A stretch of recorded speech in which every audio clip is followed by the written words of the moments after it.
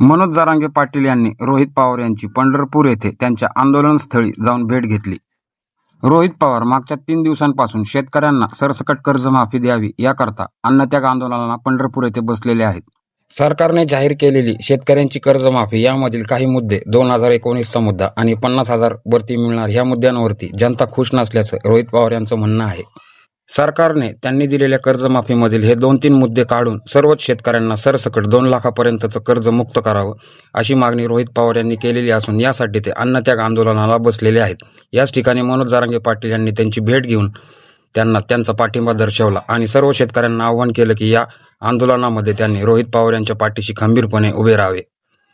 आता रोहित पवार यांच्या आंदोलनाची सरकार दखल घेतं का आणि पुढे जाऊन सर्व शेतकऱ्यांना सरसकट कर्जमाफी होते का हे सर्व पाहावं लागेल.